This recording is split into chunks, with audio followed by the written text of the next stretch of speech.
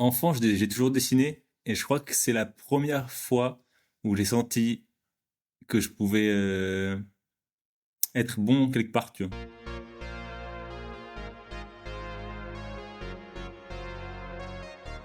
Bonjour à toutes et à tous et bienvenue sur Crisis. Dans cet épisode, j'ai le plaisir d'accueillir Simon Vergnol. Artiste aux multiples casquettes, Simon nous partage son parcours unique en commençant par sa relation intime avec le dessin. Pendant longtemps, je crois que j'ai étudié ça aussi hein, comme un moyen pour être aimé.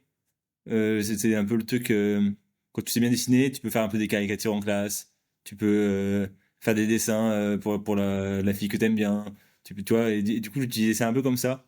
J'ai jamais été le meilleur en dessin de ma classe, tu vois. C'est passé d'un truc de j'aime bien ça parce que ça me fait aimer par les gens, et petit à petit c'est devenu un truc aussi, ça me permettait aussi de créer un monde à moi. En passant par les déclics qui l'ont guidé vers le chemin de l'entrepreneuriat. Il y a eu deux déclics en fait. Il y a l'arrivée de mon premier enfant, mon fils, où je me suis un peu posé la question. Tu sais, quand tu parles de ton boulot à ton enfant, t'as envie déjà qu'il comprenne ce que tu fais et que il conçoive que t'as décidé de faire ça comme métier pour gagner de l'argent, tu vois.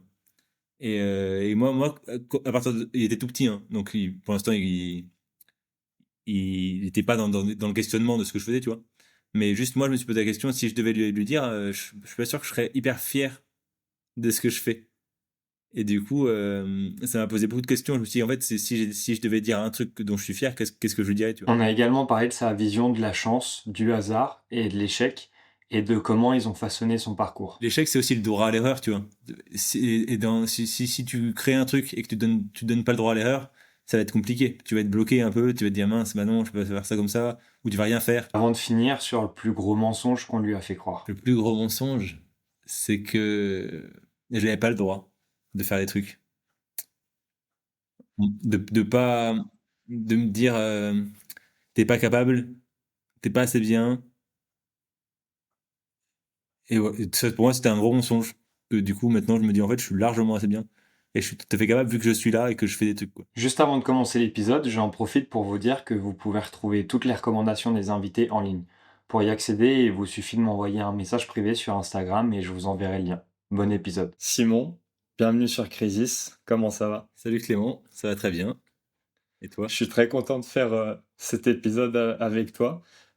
Écoute, pour répondre à ta question, ça va très bien. Il est un peu tard vu qu'on enregistre l'épisode le soir pour ceux qui nous écoutent, mais je suis très content de faire cet épisode avec toi parce qu'on se connaît via Nico Sefarat, qui est aussi passé sur le podcast dans les premiers invités, Yes. parce qu'il a fait un documentaire sur toi.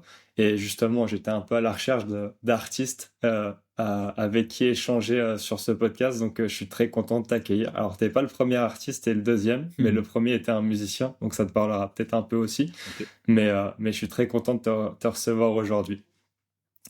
Dans, dans les grandes lignes, je t'ai un peu présenté en tant qu'artiste. Plus précisément, je sais que tu es illustrateur et aussi un peu musicien. Mais pour ceux qui nous écoutent, justement, est-ce que tu pourrais commencer par te présenter pour savoir un peu mieux ce que tu fais et qui tu es? Ok. En fait, je suis multicasquette. Donc, j'ai trois casquettes différentes. Ma principale, c'est dessinateur.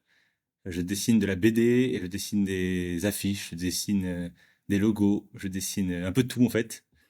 Ça, c'est ma première casquette que j'ai sous mon nom propre à moi, Simon Vergnol. J'ai une deuxième casquette sous le nom de Moxart et je dessine que des chats sous cette casquette-là. Des chats qui parfois sont tout seuls et parfois sont nombreux. Et quand ils sont nombreux, ils forment des monuments. Et ça s'appelle des monuments chats. Donc il y a la tour Eiffel en chat, il y a la statue de la liberté en chat. Et j'aime bien jouer avec les mots, donc du coup il y a un peu des jeux de mots, il y a des sortes de petites phrases accrocheuses qui parlent de aussi comment je me sens et qui peut parler à plein de gens. Ça, c'est ma deuxième casquette. Et j'ai aussi une troisième casquette de musicien. J'ai un groupe qui s'appelle Cher Hubert, qui a différentes formes, parfois tout seul, parfois à plusieurs.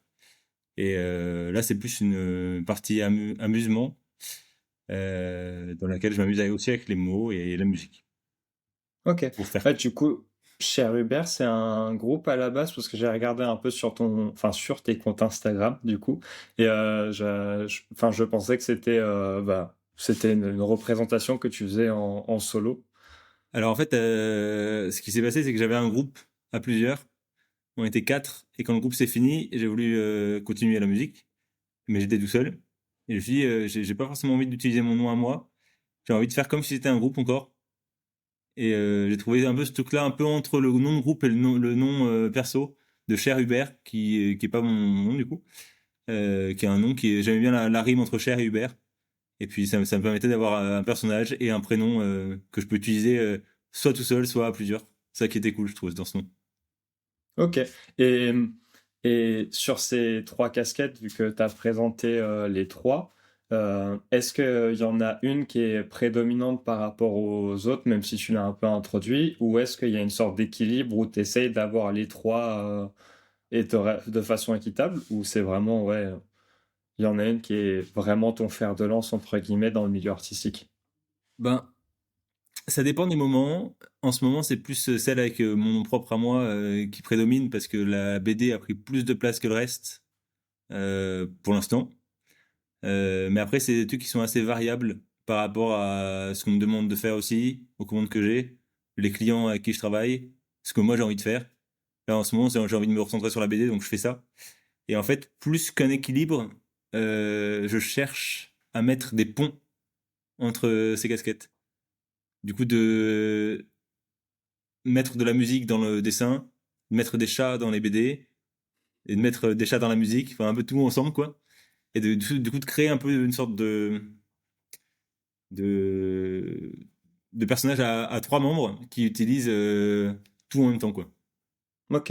Ouais, en fait, c'est hyper intéressant de voir ça comme ça parce que je m'en souviens que la première fois où j'étais tombé sur enfin, tes comptes Instagram, plutôt, j'avais été un peu perdu justement parce que je comprenais pas exactement ce que tu faisais vu que tu avais trois comptes, que c'était trois comptes différents. Au début, j'avais pas compris que Cher Hubert c'était toi aussi, mais j'avais vu que c'était toi qui avais fait les illustrations. Ok. Donc c'est très cool de voir ça comme ça et très sympa aussi de pouvoir représenter ça un peu plus dans les détails pour ceux qui nous écoutent si jamais certains vont sur tes comptes Instagram Yes. pour être Ouais. moins perdus comme moi. Ok. Pour, entrer un peu plus dans la partie échange, entre guillemets, du podcast, en général, j'aime bien repartir sur l'enfance des invités, comme je t'en parlais un petit peu en off. Mhm. Euh, le but, c'est ouais, justement de retracer un peu une partie de ta vie pour bah, voir s'il y a des similitudes, des liens ou non avec qui t'étais enfant et qui t'es du coup maintenant. Ok. En général, la première question que je pose est liée au domaine d'activité de la personne. Donc, dans ton cas, je m'étais un peu centré sur le dessin, mais on pourra aussi la poser sur les autres domaines après. Mais c'est quoi tes premiers souvenirs de dessin, justement? Enfant, j'ai toujours dessiné et je crois que c'est la première fois où j'ai senti que je pouvais être bon quelque part, tu vois. Genre en art plastique, alors c'est un souvenir qu'on m'a raconté ou un souvenir dont je me rappelle, je sais plus trop exactement, mais que j'avais fait un violon en terre glaise et, euh, et on m'avait dit, bah, oh là là, t'as fait ça, mais j'avais eu des bravos, j'avais eu des félicitations, tu vois, je me rappelle de ce truc-là, que c'était cool, tu vois. Je me suis dit, ah ouais, alors que normalement, à l'école, j'étais pas un dingo, quoi. J'étais un peu la tête dans la lune, à regarder par la fenêtre plutôt que de suivre ce qui se passait en classe, quoi. Donc ça, c'est Ouais, mon premier rapport au dessin et à la création en général, quoi. ok, un artiste dès le début, quoi. Ouais, je sais pas si c'est un artiste dès le début, mais en tout cas, c'était un endroit où je voyais que je pouvais faire une différence. Ok. Et du coup, là, tu parlais de ton premier enfin, souvenir dans le dessin. Et comment tu t'étais senti justement à ce moment-là quand tu t'es dit, enfin, dans ce milieu-là, je sais pas si c'était, tu avais généralisé ça au milieu artistique ou juste au dessin, mais ouais, comment tu t'es senti quand tu as eu ces retours positifs par rapport à ce que tu avais fait et que tu t'étais dit, là, il y a peut-être quelque chose à creuser? Bah, pendant longtemps, je crois que j'ai étudié ça aussi hein, comme un moyen pour être aimé. C'est un peu le truc, quand tu sais bien dessiner, tu peux faire un peu des caricatures en classe, tu peux faire des dessins pour la fille que t'aimes bien, tu vois, et du coup j'utilisais ça un peu comme ça. J'ai jamais été le meilleur en dessin de ma classe, tu vois. J'avais toujours quelqu'un qui avait un niveau de dessin de dingo, qui faisait plus, peut-être qu'il travaillait plus aussi son dessin. Moi, j'ai jamais trop travaillé mon dessin. J'ai pris quelques cours de dessin quand j'étais ado, mais ça me bottait pas trop d'apprendre vraiment la technique du dessin. Moi, ce que j'aimais, c'était juste dessiner vite fait dans les marges de mon cahier et ça m'amusait, quoi. Et c'est passé d'un truc de j'aime bien ça parce que ça me fait aimer par les gens. Et petit à petit, c'est devenu un truc aussi, ça me permettait aussi de créer un monde à moi, justement dans les marges de mon cahier ou dans mes cahiers quand je rentrais chez moi le soir ou dans tout ça, quoi. De créer un truc à moi, quoi. Et justement, tu parlais de créer un monde à toi, enfin, dans les marges de tes cahiers. Est-ce que, bah, à l'époque, justement, tu étais plutôt timide ou plutôt à l'aise avec les autres, aller vers les autres, ou justement, le dessin, c'était aussi un moyen d'aller vers les autres plus simplement, entre guillemets? Je sais pas si c'était un moyen d'aller vers les autres. Je pense que c'était un moyen d'aller vers moi plutôt. J'ai toujours souvent été réservé quand j'étais enfant. Maintenant, ça va mieux. Quoique parfois ça revient. Mais j'ai plus vraiment ce truc-là de pas oser dire, de pas oser faire. Tu vois. Et du coup, ce truc du dessin, ça me permettait de faire dans mon coin aussi. Et en même temps, des fois, de montrer un peu quand j'avais envie de montrer aux autres. Mais c'était plus pour moi un truc à moi que je gardais à moi, quoi. Ok. Et, et au-delà du dessin, vu que maintenant tu es aussi musicien, artiste à côté, est-ce que tu avais d'autres passions déjà à l'époque, au-delà du dessin? Et si oui, bah, c'était quoi exactement? Le dessin, c'était vraiment le truc qui me, qui me plaisait vraiment. Après, j'ai fait pas mal de sport parce que mes parents voulaient que je fasse du sport. Donc, j'ai fait du judo, j'ai fait du tennis, j'ai essayé plein de trucs, quoi. Ça a jamais été vraiment des grandes passions. Bien que je m'y sente bien quand même, tu vois. Mais le dessin a vraiment été la passion que j'ai depuis enfant et qui continue aujourd'hui. Et la musique est venue plus tard, aux alentours de 16 ans. Et c'est marrant parce que quand tu dis musicien et artiste, à chaque fois, je me dis, oh, il dit ça. C'est marrant parce que c'est marrant parce que c'est pas du tout comme ça que je me sens, même si c'est les bons mots, hein. Et c'est comme ça que je pourrais me sentir. Mais à chaque fois, j'ai l'impression que c'est trop grand comme costume pour ce que je suis, tu vois. Parce que du coup, ben, comment est-ce que toi tu définirais ce que tu fais aujourd'hui, au-delà des termes musicien et artiste? Euh, ben, je dirais que je fais de la musique et du dessin, mais ça revient à la même chose, hein. Mais c'est juste ces termes-là, ça, c'est employé pour me qualifier. J'aurais du mal à dire ça pour de moi, alors que c'est ce que je suis, hein. Mais j'aurais du mal à le dire. Ok. C'est un peu comme là où certains, vu que tu parlais de sport, font la distinction entre sportif et athlète, entre guillemets, Ouais, dans le sens où peut-être, ouais. il y en a un qui pratique alors que l'autre en vit, entre guillemets, même Mm. si c'est pas forcément ça la définition exacte, mais ok. Alors Et qu'aujourd'hui, j'en vis. C'est ça, ouais, je vis du dessin. Donc je pourrais dire que je vis de mon art, si tu veux. Mais déjà de dire que je fais de l'art, même si c'est ça aussi, tu vois. Mais en fait, j'ai l'impression que juste de créer des trucs. Et ça forme des histoires, et ça forme des dessins, et ça forme des illustrations, tu vois. Et je fais de la musique. Du coup, je suis musicien parce que j'ai un ami qui m'a dit ça il y a pas longtemps. Il me dit, ah, mais toi, t'es un vrai musicien, ça se voit, tu vois. Je lui dis, mais pourquoi tu dis ça? Il me dit, ben, tu vois, là, je te chante un truc, en deux accords, tu rechantes la même chose, tu vois. En fait, c'est le fait de pouvoir utiliser des années et de pratique qui font de toi un musicien. Alors que moi, je chantonne et je joue un peu de guitare, mais je pourrais pas. Tu me dis, joue ça, joue ça, joue ça. Je serais pas capable, tu vois. Il me faudrait du temps chez moi à travailler ça. Alors que toi, tu as déjà travaillé, du coup, t'es musicien pour ça. C'est comme ça qu'il m'a ouais. qualifié, tu vois.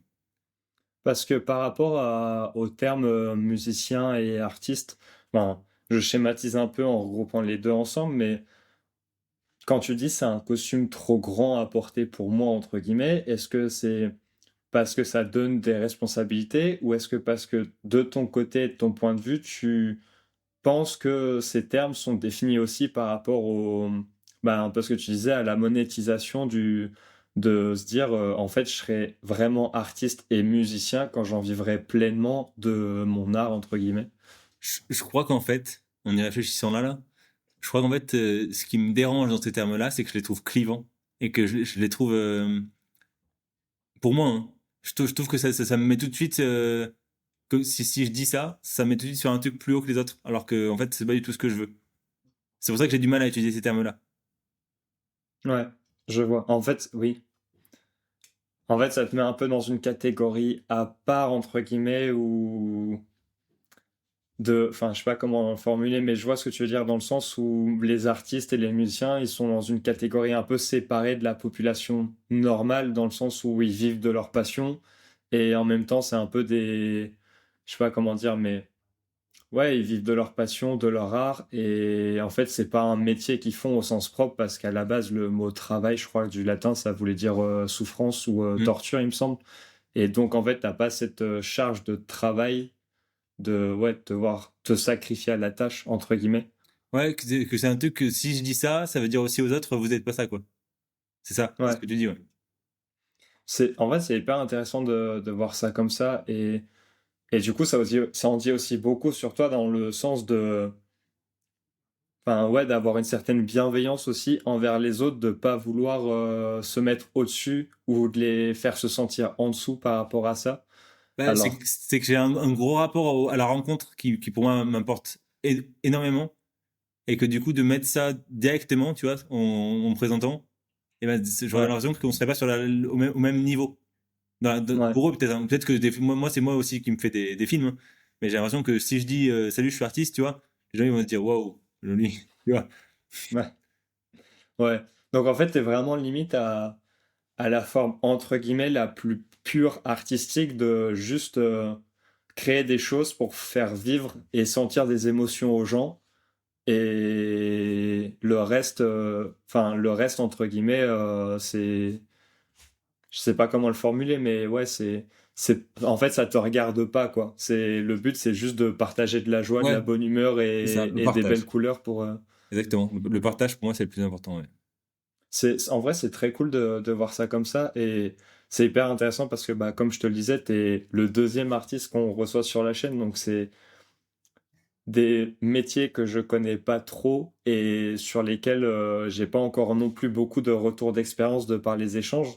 Donc en fait, c'est déjà hyper enrichissant bah, pour moi, mais aussi pour, je pense, ceux qui nous écoutent. Et donc c'est très cool que tu nous partages tout ça vu que tu nous parlais de partage. Mhm. Et que tu connaisses pas trop, c'est aussi intéressant parce que ça t'amène toi aussi ailleurs et tu poses des questions différentes aussi. Donc je pense que c'est cool qu'on y trouve notre compte tous les deux. Et ben, merci beaucoup d'avoir accepté de passer derrière le micro. Avec plaisir. Pour, euh, pour enchaîner un peu, du coup, pour repartir un peu plus sur la partie artistique maintenant, vu qu'on était en train d'en parler. Avant d'être artiste, justement, tu étais graphiste salarié. Je crois que tu m'avais dit pendant une dizaine d'années. Ouais, c'est ça. Euh, en soi, le métier de graphiste, il y a quand même un peu une partie d'artistique dedans, sans être je sais pas comment dire ça sans que ça sonne entre guillemets péjoratif, mais sans être de l'art au sens propre, parce qu'on reçoit quand même une demande et un brief spécifique auquel on peut pas trop déroger, entre guillemets. Mhm. Euh, comment, enfin ouais, qu'est-ce que tu retiens de cette période en tant que salarié justement et graphiste? Et déjà, est-ce que c'était aussi ton premier job justement? C'était mon premier vrai job. Ok, J'ai eu quelques petits trucs, mais j'ai essayé d'être freelance à un moment, mais j'étais trop jeune pour ça, j'avais pas la maturité, moi, pour ça. Du coup, ça l'a pas fait. Après, non, je crois que c'était vraiment mon premier vrai boulot, ouais. Et en fait, c'est un boulot que j'ai eu un peu par hasard, et on parlera aussi du hasard plus tard, peut-être, parce que pour moi, c'est un truc important. C'est un boulot moi, j'habitais Clermont-Ferrand, et c'est un boulot qui était à Reims. Je savais même pas situer Reims sur la carte quand je suis allé faire l'entretien. Je suis allé faire l'entretien et je suis revenu. La boîte, c'était une petite boîte à la campagne. Et ils m'ont dit, on a un gros client, mais on peut pas en parler plus. On te dira, si t'es pris, on te dira qui c'est. Du coup, j'y vais. Et finalement, je suis pris. Je suis pas le premier choix, je suis pas le deuxième choix, mais je suis le troisième choix. Et les deux avant, il y en a un qui finalement trouve notre boulot et un qui finalement il lui arrive un truc qui fait qu'il veut pas prendre ce boulot. Donc je suis le troisième choix et j'arrive là-dedans, tu vois. Et ils me disent du coup maintenant on peut te dire du coup on travaille pour Apple. On travaille pour Apple depuis très longtemps. À la base Apple était tout petit et on a commencé à travailler pour eux et on fait les newsletters pour l'Europe. Et du coup, Apple a grossi, et maintenant c'est devenu un truc énorme, et c'est une grosse machine, quoi. Et du coup, pour parler de l'artistique, la partie artistique du truc, en fait, il y avait nada en artistique parce que ils nous envoyaient toutes les images étaient déjà faites, et nous, en fait, on s'occupait beaucoup du code HTML, CSS, tout ça. Et c'était hyper intéressant. J'y suis resté 9 ans, donc c'était quand même assez intéressant. Mais j'étais très frustré des limites justement de la partie créative de ce métier-là. Pour autant, c'est ça aussi qui a nourri mon envie de créer quelque chose, je pense. OK. C'est très cool de voir ça comme ça, justement, je pense, on va y revenir un peu sur, après sur la créativité parce que là, il y a une question qui m'a peu en tête quand tu m'as dit: «J'étais pas le premier choix». Quand est-ce que tu as appris justement que tu étais, le troisième choix entre guillemets? Et comment tu t'es senti au moment où tu l'as appris justement? Enfin, est-ce que c'était quand tu es rentré dans la boîte qu'ils te l'ont dit ou c'était justement après tes 9 années de loyaux service quand tu es parti que tu as su ça? C'était dans les premiers mois qu'ils m'ont dit ça. OK. Et bah, l'ego en prend un petit coup quand même. Tu te dis, ouais, bon, j'aurais bien aimé être le premier choix. Et en même temps, je suis là, tu vois. Donc, premier choix, deuxième choix, troisième choix, en même temps, je suis là. Donc, peu importe, finalement. Ouais. Ouais, non, vu comme ça.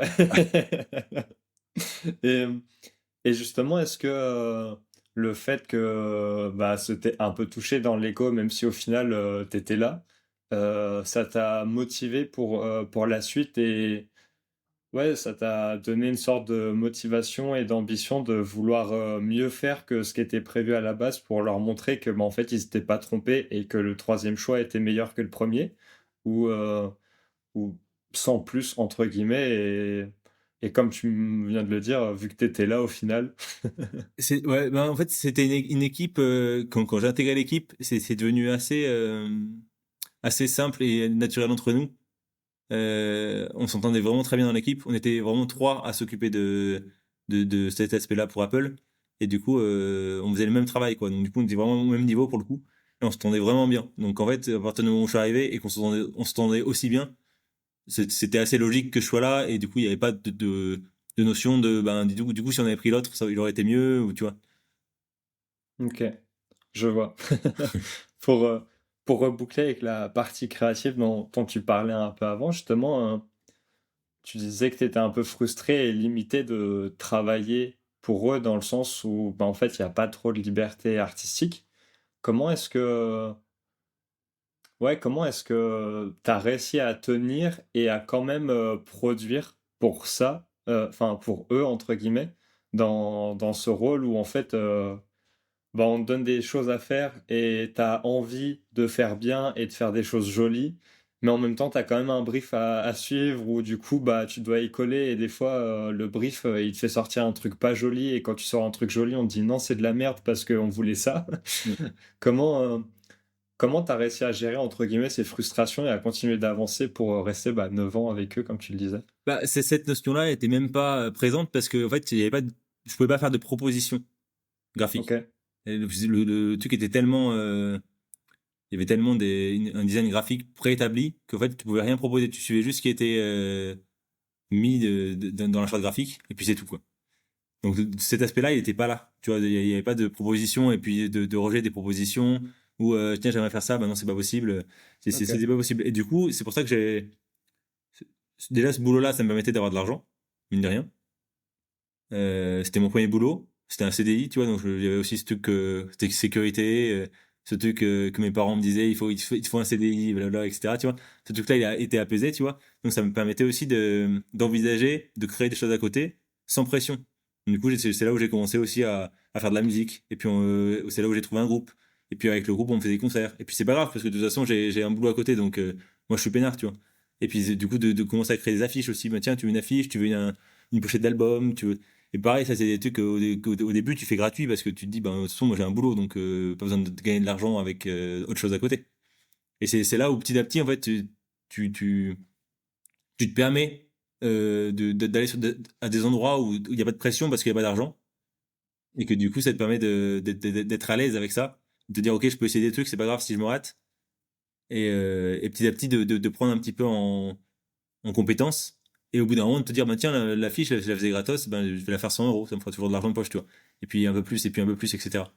C'est là où ça m'a rassuré, en fait, d'avoir ce boulot-là et d'être à l'aise avec le côté financier. Ça me permettait d'aller ailleurs, quoi. ok. Et justement, ce côté financier, parce que je sais que c'est un gros sujet pour beaucoup d'entrepreneurs et encore plus ceux qui sont la partie créative et artistique, parce que justement, on en parlait aussi avec Nico Sefarad. Mhm. Enfin, la relation avec l'argent, est-ce que tu es à l'aise, entre guillemets, avec l'argent maintenant ou toujours pas? Ou est-ce que tu l'as toujours été? Je sais pas si ma question est claire, justement, mais ouais, cette relation, enfin, est-ce qu'elle a été un peu conflictuelle? Est-ce qu'elle est toujours? Ou est-ce que tu as toujours été à l'aise avec ça, au-delà de l'aspect CDI et salaire en tant que salarié? Tu veux dire en général, par rapport à l'argent? En général, mais aussi bah, maintenant que tu es freelance, enfin pas freelance, mais à ton compte, Mhm. du coup. Je crois que il y a un peu cet aspect-là encore de l'argent qui change les rapports. J'ai peur que si je gagne trop, et ben du coup, ça soit un frein à la rencontre d'autres gens parce que du coup, je gagnerais plus ou mais ça, tout ça, c'est des trucs que je me raconte, hein. Mais je crois qu'il y a encore cet aspect-là encore en moi un peu qui est de moins en moins parce que maintenant que j'ai vu ça, je me dis ah ouais, ça c'est marrant. Je m'autorise pas trop à gagner beaucoup d'argent parce que sinon ah ouais, les gens ils vont penser que je gagne beaucoup d'argent et puis ils vont me voir différemment, etc. Tu vois. Et c'est marrant ce truc-là. Il est encore à sa présent, tu vois. Et du coup, c'est récemment où je me suis dit, ok, en fait, j'ai le droit de gagner plus d'argent. Tu vois, là je me fais un peu d'argent avec ça. Et j'ai toujours l'impression que je me dis, ouais, mais c'est de l'argent de poche. Ouais, Même si ça commence à constituer un vrai salaire, tu vois. J'ai l'impression que c'est quand même encore de l'argent de poche. Parce que je me dis, attends, je gagne de l'argent en dessinant, tu vois. C'est quand même, tu vois. Mais en même temps, mm, j'ai des compétences et en même temps, tu vois. Donc, la balance commence un petit peu à s'équilibrer. Mais j'ai encore un petit peu, un petit nœud à cet endroit-là, tu vois. et ce petit nœud, comment tu as fait pour, entre guillemets, le dérouler et commencer à le démêler? Est-ce que tu as mis des choses en place, tu as fait des exercices ou tu as utilisé des outils pour bah, apprendre à changer un peu cette relation avec l'argent?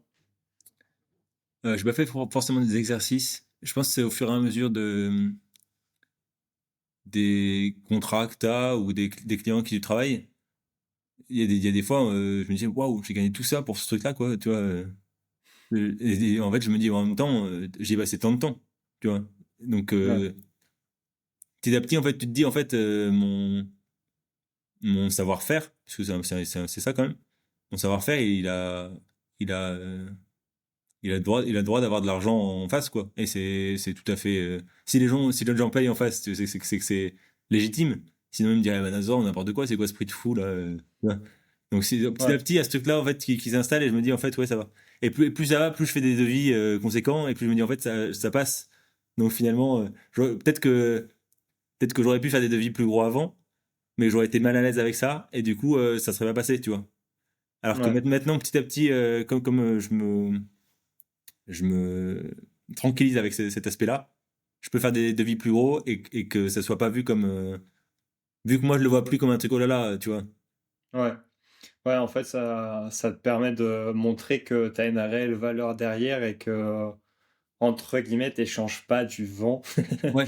Euh, c'est intéressant de voir ça comme ça me fait penser. Alors, je sais pas si tu es allé le voir, il y a le film sur Aznavour qui est sorti récemment au cinéma. Ah, j'ai pas vu encore, ouais. Et justement, en fait, ça me fait penser, dans le film, il y a une scène où justement Aznavour négocie son premier cachet, entre guillemets, de scène. Mhm.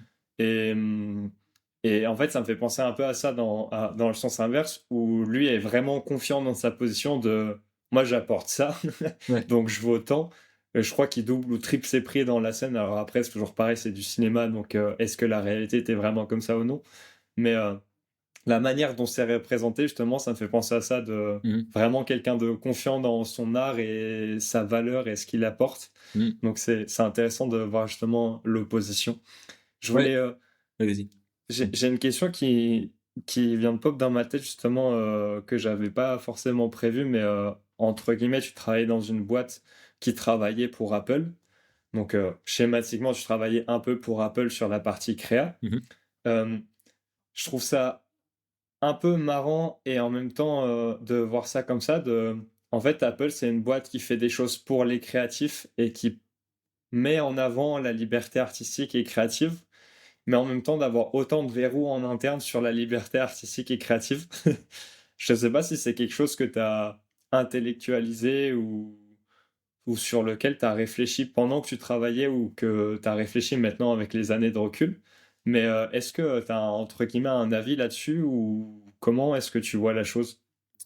Après, Apple, c'est tellement une grosse machine qu'ils sont obligés de mettre des freins, tu vois. Sinon, c'est pour ça qu'ils sont gros, hein. C'est parce que Ouais. ils savent où ils vont. Ils ont un objectif. Ils ont des rails, quoi, qui permettent d'aller droit là où ils veulent.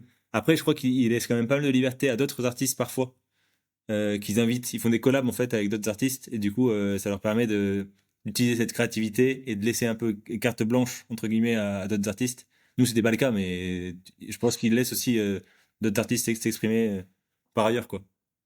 Ok. Mm. C'est intéressant de voir ça comme ça. Et je sais que je suis pas. Enfin, je connais Apple parce que j'utilise l'écosystème, tout ça, mais je suis pas au point et à jour sur ce qu'ils font en termes de communication Mm. et d'artistique. Donc c'est intéressant de voir ça de ta part. Euh, Justement, tu parlais de cet argent de poche que tu gagnais, entre guillemets, avec tes affiches, tes concerts et tes choses à côté. À l'époque, tu étais encore salarié. Et ça a été quoi le déclic pour justement bah, quitter le salariat et vivre de ton art? Du coup, le premier art avec lequel tu as vécu, entre guillemets, c'était l'illustration, c'est ça? Ouais, c'était la partie avec les chats. Ok. Et comment c'est arrivé ce... Ouais, ça a été quoi le déclic, entre guillemets, pour te dire... Ok, bah maintenant, Il y a les eu, chats, je vais les ouais, vendre, entre guillemets.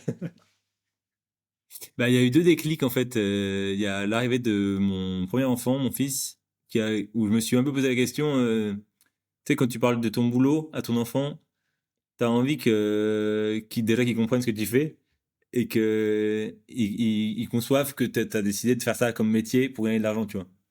Et moi, à partir il était tout petit, hein, donc pour l'instant, il était pas dans le questionnement de ce que je faisais, tu vois. Mais juste moi, je me suis posé la question si je devais lui dire, je suis pas sûr que je serais hyper fier de ce que je fais. Et du coup, ça m'a posé beaucoup de questions. Je me suis dit, en fait, si je devais dire un truc dont je suis fier, qu'est-ce que je lui dirais, tu vois. Et du coup, ça m'a dirigé vers le dessin qui commençait déjà, alors que j'étais salarié, à prendre plus de place, mais qui était quand même limité par le fait que, ben, en fait, j'ai déjà un 39 heures. Donc, si je dois faire un boulot de freelance à côté, bah, c'est réduit, quoi. Ouais. Et donc ça, c'était la première raison. Et la deuxième raison, c'était les affiches chats. J'ai commencé à les vendre à ce moment-là. À peu près, je crois que c'était en 2017. Donc ça faisait 2 ans que je les vendais, un peu sur les marchés le week-end, un peu sur Internet, un peu dans une boutique par-ci par-là, tu vois. Et il y a une boutique qui m'a dit, ce mois-ci, on a vendu tant d'affiches. Je me rappelle plus combien c'était, hein. On a vendu tant d'affiches. Si tu multiplies ça par 10, ça te fait un salaire, quoi. Ok. Un bon salaire, quoi. C'était pas un petit salaire, hein. C'était pas 1000 balles, tu vois. C'était 4000 ou tu vois, un truc du genre. Et du coup, il me dit, bah, pense-y parce que je pense qu'il y a un truc à faire, quoi. Il y a un truc qui marche bien, tu vois. Je pense que tu peux développer sur d'autres villes, etc. Et du coup, le fait qu'il me dise ça, ça m'a fait vraiment réfléchir. Je me suis dit, ouais, ça, plus une autre activité à côté, où je fais des affiches, où je fais des pochettes d'albums, etc. Ça peut le faire, quoi. Et donc, j'en ai parlé à mon entreprise qui m'a dit, bah, nous, on va te laisser partir comme ça. Il faudrait que tu fasses 6 mois à mi-temps et puis après, tu pourras partir, quoi. Du coup, j'ai fait 6 mois à mi-temps qui aussi était cool parce que ça me permettait de garder un pied dans l'entreprise et garder un demi-salaire. Et au bout de 6 mois, je suis mis à mon compte. Ok. Et, et ces chats, enfin, l'idée des chats et des monuments en chat, elle est venue comment, entre guillemets? Enfin, est-ce que c'est parce que justement, la naissance de ton enfant, tu t'es dit, je vais dessiner un truc cool pour lui, ou pas du tout, et Non, même c'est pas. le hasard? Ouais, même pas. En fait, c'est toujours les rencontres qui sont pour moi source d'opportunités que tu saisis ou pas. Mais je faisais des affiches de personnages dans la musique, tu vois. Le Stromae, c'était un peu des caricatures. C'était un peu des dessins de concert que j'allais voir aussi. Et j'ai commencé un peu à exposer ça, et à mettre ça sur les réseaux, etc. Et il y a une amie qui a ouvert un bar à chat, qui savait que je dessinais, et qui m'a dit, bah, tiens, comme tu dessines bien, t'as qu'à me faire de la décoration dans mon bar, tu dessines des chats, tu vois. Et du coup, je lui dis, bah ouais, je peux dessiner un chat ici, un chat là. Donc, j'ai dessiné un chat qui chante, un chat qui dort, un chat, un peu des chats comme ça, mais un peu éparses. Et puis, elle m'a dit, là, il y a un grand mur, et du coup, ça serait bien que tu fasses plusieurs chats, qui fassent un peu des trucs, un truc un peu monumental, quoi. Et à cette époque-là, j'habitais à Reims. Et à Reims, quand elle m'a dit monumental, ça, je me suis dit, un monument. À Reims, c'est la cathédrale. Et si je faisais une cathédrale en chat et qu'on appellerait la cathédrale. Et du coup, j'ai fait ça sur son mur. Donc, le mur, il faisait 3 mètres de haut, peut-être, sur 2 mètres de large. Et du coup, les gens qui venaient au café se disaient, ah, c'est cool, cette fresque, elle est sympa, est-ce qu'on peut l'acheter? Et c'était là où ma copine m'a dit, ben, peut-être, tu pourrais peut-être faire des affiches de cette fresque-là et la vendre dans le bar à chat, quoi. Et ça a commencé comme ça, en fait. J'ai fait une affiche, puis ils m'ont dit, est-ce qu'il y a d'autres monuments? Je dis, ah, il y a peut-être possibilité de faire ça. Et c'est la première fois que je réutilisais une idée. Et je fonctionnais sur, ah, ben, il faut que j'ai tout le temps des nouvelles idées. Sinon Ouais. tu recycles, c'est pas cool, quoi, tu vois. Et c'est la première fois que je me dis, en fait, ouais, cette idée-là, elle est bonne, et je peux créer d'autres idées de cette idée-là, tu vois. Et du coup, j'ai fait, de là, je suis parti, j'ai fait la Statue de la Liberté, après, j'ai fait la Tour Eiffel 1, après, et petit à petit, comme ça, j'ai fait d'autres monuments, et en fait, je commence à avoir une dizaine d'affiches à vendre, du coup. Ok. Mhm. C'est marrant de voir ça comme ça, parce que justement, en introduction de l'épisode, tu disais que enfin, t'aimais bien le sujet du hasard et que c'est quelque chose sur Ouais. lequel tu avais une affinité. C'est pour ça que je t'ai Avant dit de. qu'on en reparlerait, parce que tu verras dans la suite du parcours aussi, le hasard est souvent présent. Pas de souci. J'avais une petite question par rapport à ce bar à chat. Est-ce que s'il y en a qui sont de Reims, ils peuvent encore aller voir cette fresque ou ce bar, ou est-ce qu'il y a moyen de la voir peut-être encore sur tes réseaux, cette fresque, si certains sont curieux? Le bar à chat, il est fermé, mais la Ok. fresque, elle est toujours en photo sur mon compte. Et du coup, le monument, il est toujours en vente sur mon site. Ok. Pas de souci. De toute façon, comme à chaque fois, pour ceux qui nous écoutent, il y aura tous les liens de Simon dans la description. Il me donnera tout ça à la fin de l'épisode Yes. pour que vous puissiez aller le suivre. Du coup, il y aura déjà 3 comptes Instagram, je suppose, mais je vous partagerai tout ça. Et du coup, sur justement la suite de ton parcours, tu parlais de hasard après avoir commencé à vendre tes affiches, tes dessins de chats. Enfin, c'était quoi l'étape d'après, entre guillemets, même si tu l'avais peut-être pas probablement imaginé, si on en revient au sujet du hasard? Bah, bah, c'est là où c'est un peu particulier parce que à partir du moment où je suis vraiment freelance à 100%, il y a le Covid qui arrive et toutes les boutiques ferment. Et moi, je suis en train d'essayer d'appeler les boutiques, ils me disent, bah ouais, mais en même temps, là, c'est le Covid, donc nous, on va fermer, et du coup, l'avenir pour nous, c'est hyper incertain. Du coup, je me dis, le truc que j'avais prévu, finalement, c'est foutu, quoi. Donc, je me dis, bah tant pis, qu'est-ce que je peux faire? Et là, c'est là où j'ai commencé, comme j'avais un objectif très clair à la base, et que du coup, c'était plus celui-là que je pouvais suivre, c'est là où j'ai commencé à chercher d'autres trucs et un peu à faire des affiches pour des trucs, des dessins pour des trucs, un peu à faire tout ce que je trouvais en dessin. Et j'ai commencé à ce moment-là aussi à aller dans les écoles pour faire du dessin, pour faire de la musique. Et ça, c'était par un autre copain, tu vois, donc toujours un peu ce truc de rencontre et du réseau, qui fait que en fait, t'as toujours moyen de trouver des choses. À ce moment-là, je réalise ça, tu vois. Je me dis, en fait, c'est pas grave s'il y a un plan qui marche pas, tu trouveras autre chose et c'est pas grave, tu vois. Et en vrai, c'est marrant de voir ça comme ça avec le réseau et le partage. Tu fais encore aujourd'hui des cours justement dans des écoles ou des animations ou plus du tout? Et ben, c'est ça justement qui est marrant, c'est qu'il y a 3 ans de ça, mon activité n'était pas suffisante. Euh, et du coup, moi, à ce moment-là, je le vis comme un échec. Je me dis, c'est bon, je suis pas arrivé, tu vois. Ah, tant pis, du Ouais. coup, je vais devoir reprendre un boulot salarié, c'est comme ça, c'est pas grave. Et puis en fait, en réfléchissant, je me dis, attends, peut-être que je peux trouver un boulot à mi-temps et ça permettrait d'équilibrer un peu entre la partie fixe et un boulot en freelance. Et c'est à ce moment-là, je regarde les annonces et puis je vois animateur périscolaire, tu vois, je me dis, tiens, c'est vrai que j'aime bien faire des trucs avec les enfants. J'avais déjà fait pas mal d'animations avec les enfants. Et du coup, je me dis, ben, ok, faisons ça. Et du coup, je vois qu'il faut passer le BAFA. Donc, du coup, je passe le BAFA à ce moment-là. Et en fait, le BAFA, déjà, ça m'ouvre un champ et un endroit très très cool. Je me dis, ah, c'est chouette, je me sens bien ici. De toute façon, je peux. En même temps, c'est créatif, tu vois. Ouais. Et c'est créatif dans le sens où faut tout le temps rebondir sur ce que disent les enfants, ce que veulent faire les enfants. Et en même temps, faut réussir à trouver des activités qui les maintiennent aussi sur des temps un peu plus longs. Et du coup, je me sens bien à ce moment-là. Je me dis, tiens, c'est cool. Et du coup, je pars sur un boulot sur toute une année dans une école en PSCO et en accueil de loisirs, quoi. Et ce que à ce moment-là, je vis comme un échec, finalement, ça m'ouvre une boîte un peu, tu vois, où je me dis, ah ouais, en fait, trop cool. Un autre endroit où je me sens bien.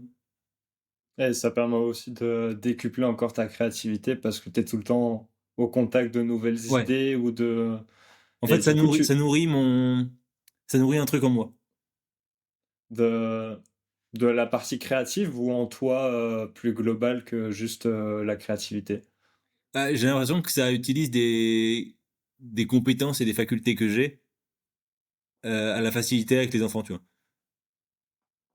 OK. Je me sens à mon aise, en Et fait, si tu veux. Un peu comme ce truc du dessin où je me sens à mon aise quand je suis gamin. Et ben là, quand je suis en relation avec des enfants, je me sens à mon aise. et du coup, tu leur faisais des dessins ou des cours de dessin, ces enfants, ou pas du tout? Ça pouvait arriver, c'était pas vraiment le truc principal, mais ça pouvait arriver. On a fait de la peinture, on a fait du dessin, bien sûr, et un peu de musique également, mais c'était pas forcément. Je leur disais pas forcément, moi je suis dessinateur, moi je fais de la musique, et du coup, ça va être la fête toute l'année, tu vois. En fait, ils ont aussi des appétences pour des trucs où moi j'étais pas forcément. J'étais plus dans le sport, ce que j'aime bien aussi, tu vois. Mais du coup, je voulais pas que ce soit un truc bloquant et toujours ce truc de niveau, hein. Tu vois, je voulais pas que ce soit un blocage pour eux de se dire, bah, avec toi, on va faire que du dessin, tu vois. Ouais. Et et du coup, tu disais que tu as fait ta première année, dans un pays scolaire. C'était il y a 3 4 ans, je crois, ce que tu as Ouais. dit.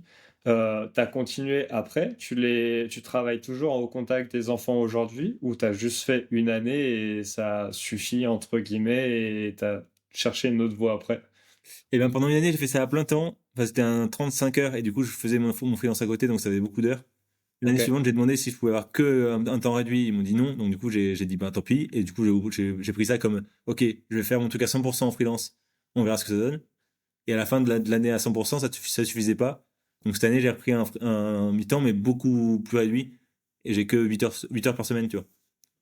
OK. Et tu nous as parlé que tu étais justement un illustrateur et que tu dessinais des chats. Mais, tu as aussi dit en introduction que tu étais illustrateur de BD. Comment, est-ce que déjà de un tu dessines des chats dans les BD? Et de 2 comment tu as fait la transition des chats à la bande dessinée justement? Et ben, c'est encore une rencontre parce que après le Covid, on décide de déménager de Reims à Angers.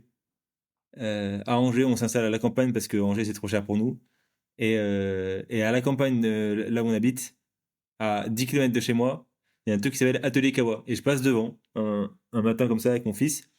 Et je me dis, c'est quoi ce truc? Tiens, je me prends en photo et puis je garde ça de côté, quoi. Et puis ce truc-là me trotte dans la tête et je me dis, bah, tiens, ça serait quand même cool que j'aille voir ce que c'est. Et j'appelle. Ils me disent, bah, passe un vendredi, tu pourras nous présenter ce que tu fais et nous on te présentera un peu le lieu, quoi.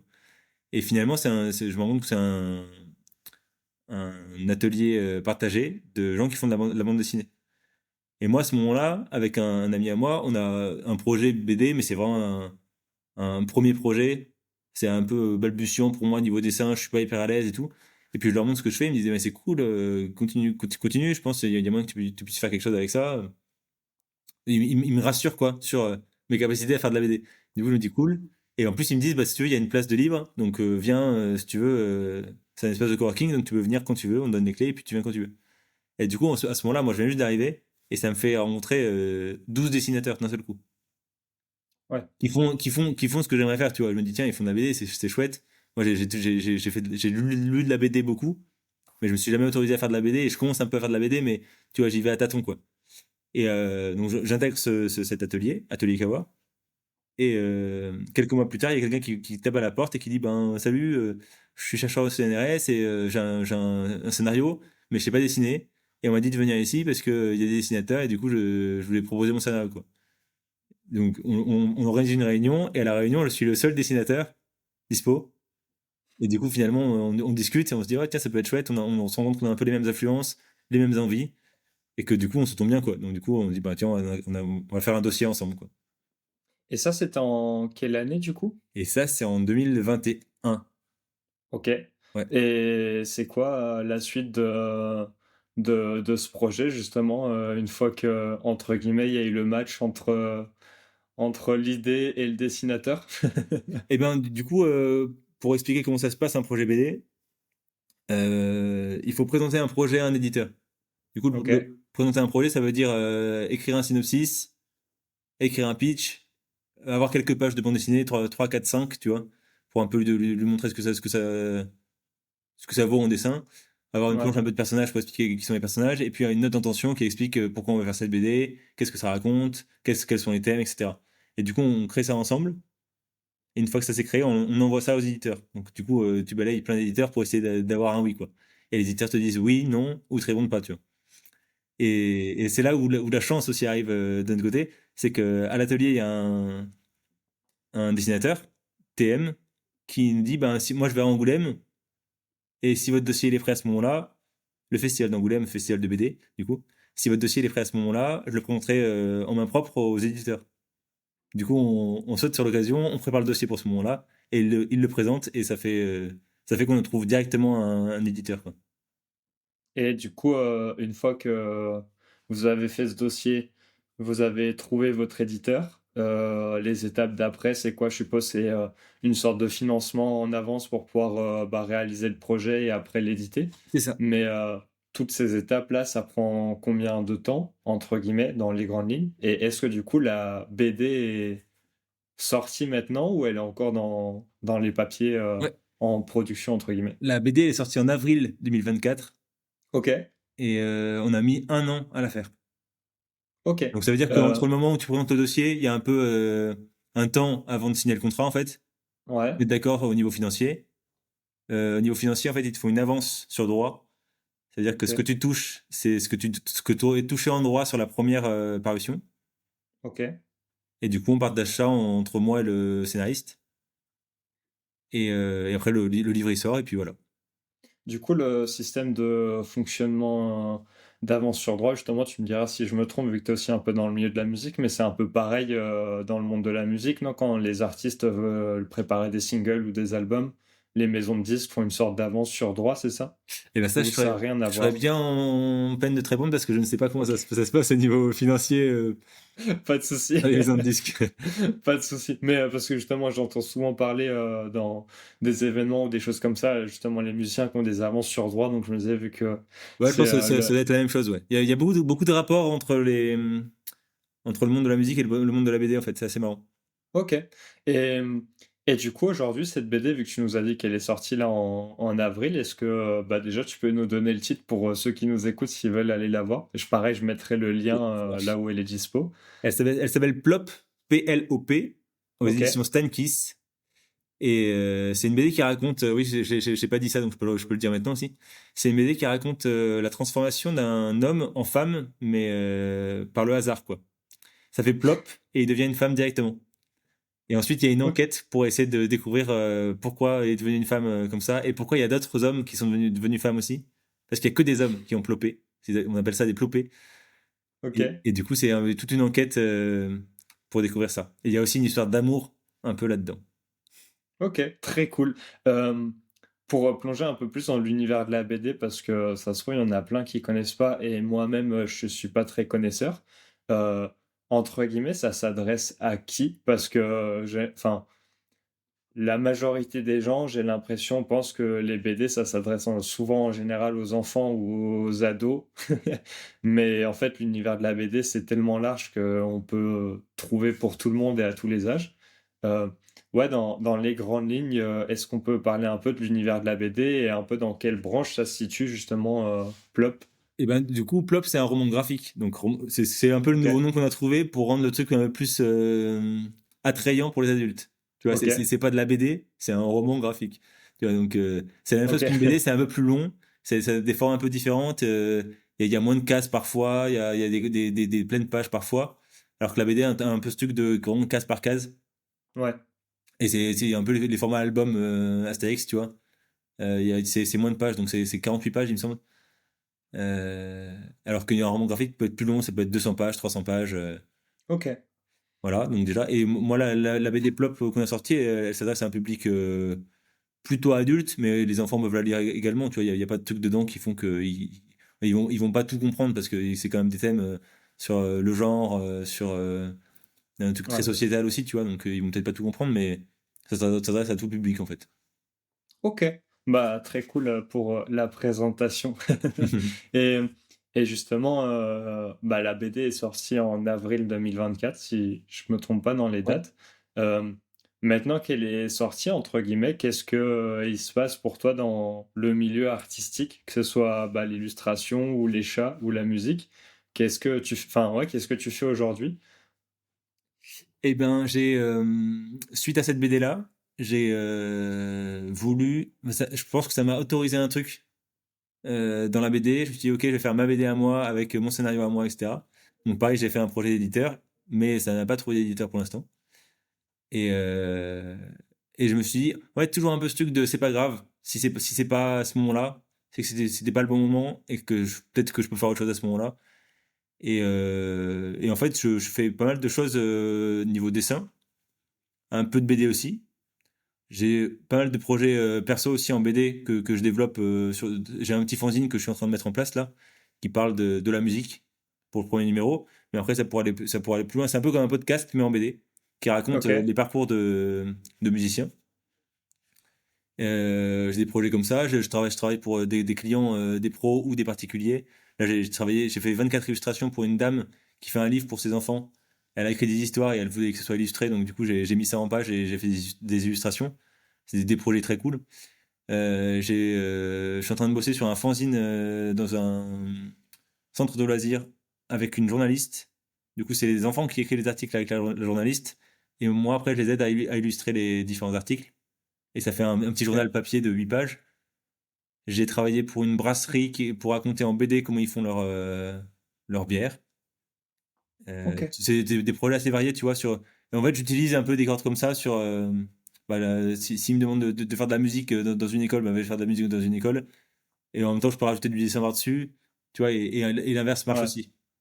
En fait, t'as plus du tout de contraintes artistiques et créatives maintenant, vu que déjà tu choisis les projets Ouais, et en même temps tu as plusieurs cordes à ton arc pour jongler entre tout ça. c'est ça. Avec, C'est avec une envie récente de créer plus d'ateliers autour du dessin, de la ok. musique et du texte également, tu vois. Quand tu dis des ateliers, t'entends quoi par atelier justement pour ceux qui nous écoutent? Et est-ce que t'en as déjà fait ou est-ce que c'est en cours là pour 2025? Oui, j'en ai déjà fait. Ouais, en fait, j'en ai déjà fait. C'était un peu sporadique dans les années, tu vois. Et là, j'ai envie de rassembler un peu ça et de me dire, ok, là, j'ai envie vraiment de mettre ça en avant, en plus de la BD, tu vois. De me dire, ok, Ok. c'est un truc qui me parle, la transmission. J'aime travailler avec les enfants. Et, euh, et du coup, j'ai envie de. Et les ateliers, en fait, je vais dans une classe ou dans un centre et je leur apprends à écrire une chanson, je leur apprends à chanter une chanson, je peux leur apprendre à écrire une BD sur un thème qui a été choisi ou qui choisissent eux. Et c'est des trucs comme ça où je vais sur plusieurs séances ou sur une séance et je leur apprends une compétence, quoi, en fait.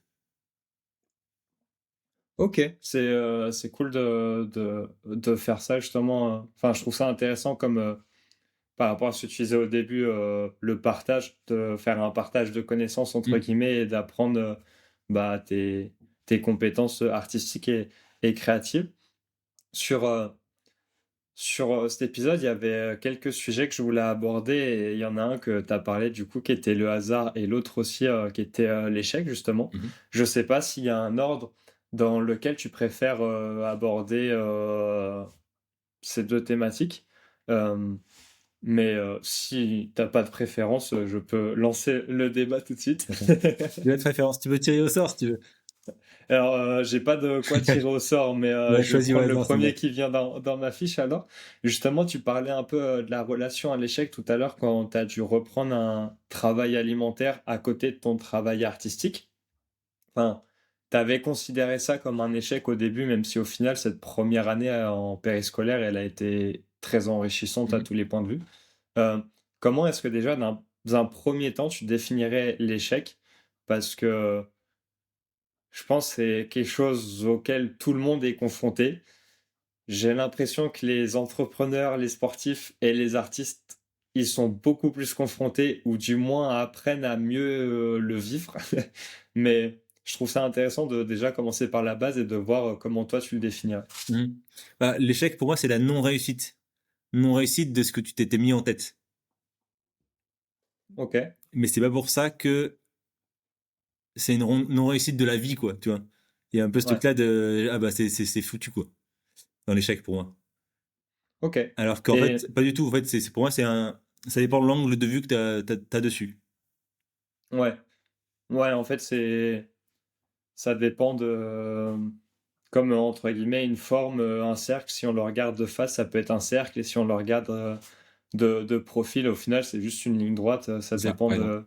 de l'angle. Ok. Et que du Et coup, si tu te dis c'est un échec et que tu regardes ça comme un échec, ça peut rester juste un échec et du coup c'est affreux d'avoir échoué. ouais, Ou alors tu peux te dire ok, peut-être c'était pas un échec, peut-être c'est juste un truc qui me permet de me rediriger quelque part qui sera peut-être plus sympa, tu vois. ouais. Et du coup, ces échecs, est-ce que pour toi, c'est entre guillemets important d'y être confronté, que ce soit pour son propre développement ou pour apprendre à gérer ses frustrations ou apprendre à faire de meilleures œuvres, entre guillemets? Que tu le veuilles ou non, tu y es confronté dans tous les cas. Ouais, Parce que l'échec c'est aussi le droit à l'erreur, tu vois.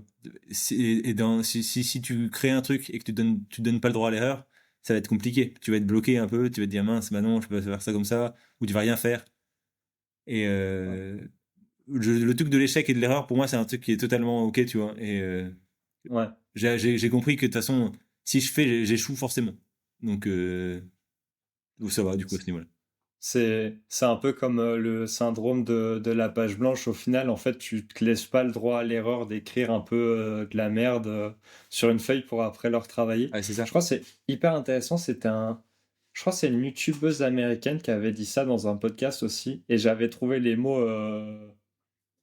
Enfin, la manière dont elle l'avait dit, en traduction, elle avait dit tous les premiers scripts de ses vidéos et de ses courts-métrages qu'elle fait, c'est juste un ramassis de vomi, dans le sens où ça lui évite d'avoir le syndrome de la page blanche et il faut qu'elle fasse autre chose en écrivant pour être sûre de ne pas être bloquée par justement cette peur de l'échec. Elle disait qu'en fait, tous ses premiers scripts, elle les écrit toujours en regardant un film ou en faisant la cuisine et tout, pour vraiment écrire tout ce qui lui passe par la tête et après se dire, ok, j'ai vraiment merdé, maintenant qu'est-ce que je corrige, qu'est-ce que je mets où, comment je le fais et remodeler entre guillemets la structure par la suite, quoi.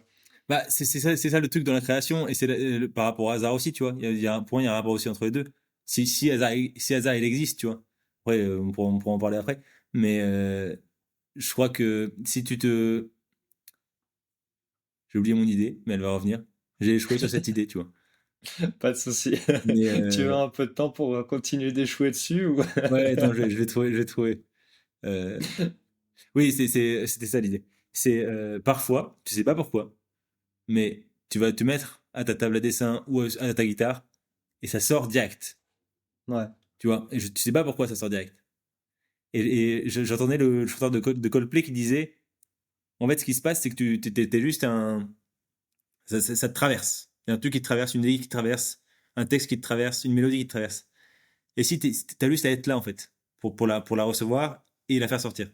Pour la faire sortir, il faut que quand même que t'aies des compétences musicales, parce que si tu vas faire piano et que le truc il arrive en piano, ben du coup, tu sais pas le jouer, tu vois. Pareil à la guitare, tu vois. Et en fait, lui disait, tu travailles pendant 10 années, et peut-être tu auras rien qui va sortir. Ou peut-être tu auras des trucs un peu moyens qui vont sortir. Peut-être tu auras des trucs très bien qui vont sortir. Et à un moment, grâce à ces 10 années de travail avant, l'idée elle te traverse et tu peux la faire sortir d'une belle manière. Et je trouve ça hyper cool comme truc, tu vois. Il dit, les meilleures chansons que j'ai fait, ça a duré une demi-heure, quoi. ouais. En vrai, c'est cool d'avoir ça comme ça. Ça me fait penser à... Il y avait un scientifique américain, alors j'ai plus les dates précises, mais qui avait fait une étude justement sur les plus grands musiciens d'une certaine époque, Mozart, Beethoven, tout ça. Et en fait, il avait pris tous les plus grands artistes de cette époque, tous les plus grands titres qu'ils avaient écrits, au prorata avec toutes les musiques qu'ils ont écrites et il s'était rendu compte qu'en fait c'était même pas 10% des œuvres globales qu'ils ont faites. Et après il a creusé l'étude et il s'est rendu compte qu'en fait ces 10%, ils étaient, enfin, ces 10% d'œuvres réussies et plus connues comme celles qu'on peut connaître de Beethoven, Mozart ou d'autres artistes de cette époque, en fait elles sont toutes été écrites et elles ont toutes apparu dans plus ou moins une fourchette de 10 ans de travail de cet art, entre guillemets. Du coup, en vrai, c'est drôle parce que ça reboucle avec ce que tu disais Mm. avec le chanteur de Coldplay, je crois, Ouais, j'ai c'est ça. peur de dire.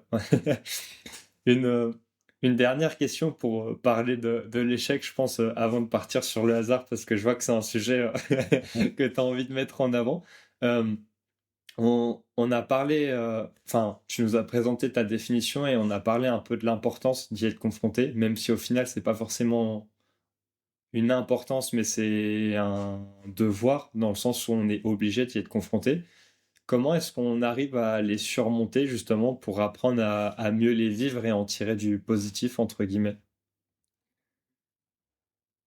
Je pense que plus t'en vis, plus tu peux te dire ah ben cool, maintenant je sais comment je vis les échecs et ça va aller mieux. Mais je pense en fait, il y a des échecs qui arrivent et ça te met par terre, tu sais pas pourquoi. Et d'autres que tu arrives à gérer. Mais je pense que plus ça va, plus tu arrives à prendre un pas de côté et te dire ok, c'est que un échec dans le boulot quoi. Ouais, Parce qu'en fait, c'est aussi un boulot, tu vois. Et du coup, de pas arriver à faire un truc, tu te dis ben ok, respire un coup, tu vois. Est-ce que ta vie est en danger à ce moment-là, tu vois, ça va, ça va aller, tes enfants vont bien, ta copine va bien, tu as une maison, tu as un toit, tu vois, tu peux manger tous les jours. Ça va en fait, finalement, au regard de ce que tu vis et de ce que d'autres vivent, ton échec à toi, et finalement, il est peut-être pas si grand que ça, quoi. ok. Très, très sage et philosophique comme réponse, j'aime beaucoup. Pour enchaîner, comme je te l'ai dit, sur le deuxième sujet qui t'intéresse beaucoup, qui Ouais. était le hasard. Je sais même pas par quoi, pareil, commencer, parce qu'on en a parlé un peu tout le long, que en fait, c'est une sorte de fil conducteur, c'est ton fil d'Ariane sur ta carrière, entre Mm, guillemets, le hasard, carrément. euh, où tu as eu des opportunités par rapport au réseau, au partage et aux personnes que tu as rencontrées. Comment est-ce que Enfin, quelle est l'importance du hasard pour toi et comment est-ce que tu as réussi à mettre des mots dessus en te disant là, c'est le hasard qui a fait que, entre guillemets, Mm. aujourd'hui je suis là où j'ai cette opportunité. Bah, en fait, pour moi, le hasard, c'est un truc un peu compliqué parce que j'ai l'impression qu'il n'y a pas de hasard, tu vois. Ok, Et du coup, j'ai l'impression que c'est juste pour moi, le hasard, c'est la confiance en la vie. Alors, si tu fais confiance en la vie et que tu te laisses porter par la vie, il y a des trucs qui arrivent. ok, Ça peut être des trucs cool comme des trucs pas cool parfois, mais si c'est des trucs cool, il y a des bonnes opportunités qui arrivent, c'est à toi de les saisir ou pas. Et c'est pas grave si tu les prends pas, tu vois. Il y a pas de bon choix en fait, tu vois. C'est juste, tu fais un choix d'y aller ou pas. Surtout que de la BD, tu vois, quand c'est arrivé, c'était pas du tout le plan pour moi de faire de la BD, de faire une BD, etc. Tu vois. J'aurais pu me dire, non, c'est pas pour moi. Je vais laisser ça à ceux qui font déjà de la BD, tu vois. J'ai pas du tout prévu de faire ça. Et pourtant, je me suis dit, je sens un truc. Tu vois, en moi, il y avait un truc qui me dit, waouh, trop bien, quoi. ouais. Et du coup, finalement, tu y vas. Et du coup, c'est pour ça que je te dis que pour moi, il n'y a pas vraiment de hasard. C'est parce qu'en fait, tu le sens en toi que c'est le bon truc. Et en même temps, ce truc, il se présente à toi et tu te dis, mais d'où ça sort, quoi? J'ai une question qui me vient en tête parce que c'est un sujet et un débat que j'ai souvent avec des invités, parfois pendant l'épisode, parfois en off, mais aussi avec beaucoup d'amis. Est-ce que pour toi, tu fais une différenciation entre la chance et le hasard? Et comment tu définirais l'un ou l'autre si justement pour toi c'est deux choses distinctes? J'ai beaucoup utilisé ce truc-là de j'ai eu de la chance. Je suis arrivé à l'atelier, j'étais au bon endroit au bon moment, etc. Tu vois. En fait, je pense que c'est pareil, il y a pas de chance. Il n'y a pas de hasard, il n'y a pas de chance, même si j'adore utiliser ces mots-là parce que je trouve que ils déresponsabilisent par rapport à ce que tu vis en disant bah non, c'est pas ma faute, j'ai eu de la chance. Ouais. Ah non, c'est pas de ma faute, c'était le hasard, tu vois. Alors qu'en fait, juste, des fois, tu peux juste accueillir le truc en disant ouais, ouais, j'étais là au bon moment. Et alors? Et alors, j'étais là, quoi, tu vois. Et du coup, j'ai saisi le truc. C'était pas de la chance, en fait. Juste, on m'a proposé un truc, j'ai dit oui. C'était un choix, en Ouais. fait. Non, je trouve ça intéressant parce que moi j'ai une vision un peu entre les deux, entre ce que tu dis et ceux qui définissent que la chance en fait c'est juste le fruit du travail. Et c'est pour ça que je te pose cette question parce que moi je distingue la chance du hasard dans le sens où en fait la chance pour moi c'est juste une résultante du travail dans le sens où plus tu travailles et plus tu as de chance. Mais la chance a quand même une part de hasard. Euh, un exemple bateau entre guillemets, toutes les personnes qui ont gagné au loto ont de la chance mais toutes les personnes qui ont gagné au loto ont joué un ticket C'est pour ça, gagner au bien loto. sûr. Donc en fait, la chance fait partie de ce travail, mais les chiffres qui sont sortis, c'est le hasard pur. Et là, c'est vraiment quelque chose qui est pas dans ton contrôle. Donc, je trouve ça Mmh. intéressant de rebondir là-dessus et Mmh. de voir ta vision par rapport à ça. Ouais, carrément. Mmh. Pour, euh, pour changer, entre guillemets, un peu la dynamique de l'épisode, en général, je passe sur un mini-jeu. Le mini-jeu que je t'ai prévu aujourd'hui, c'est le top chrono. Mais juste avant, du coup, de commencer le mini-jeu, j'en profite pour dire à tous ceux qui nous écoutent, bah déjà, merci d'être encore là et de profiter d'en partager l'épisode si vous a plu. Et aussi, vous pourrez retrouver tous les liens, comme à chaque fois dans la description, que ça soit de Crisis, mais aussi de Simon, pour pouvoir nous suivre, suivre les actualités et être tenu au courant de ce qui arrive. Le jeu top chrono, entre guillemets, j'ai écrit un certain nombre de questions et le but, c'est que tu y répondes le plus spontanément possible avec la première réponse qui te vient en tête. Alors, il y a pas...